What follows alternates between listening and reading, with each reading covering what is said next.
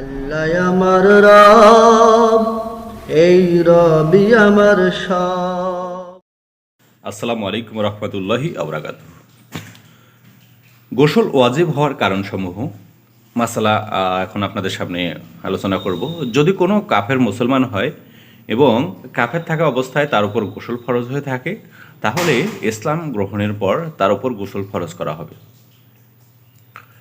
মাসালা, যদি কোনো ব্যক্তি 15 বছরের আগে সাবালক হয়ে এবং তার প্রথমবার স্বপ্নদোষ হয়, তাহলে সতর্কতামূলক তার গোসল করা ওয়াজিব হবে। পরবর্তীতে যতবার স্বপ্নদোষ হবে ততবার গোসল করা ফরজ হবে। অনুরূপভাবে 15 বছর বয়সে স্বপ্নদোষ হলে গোসল করা ফরজ হবে।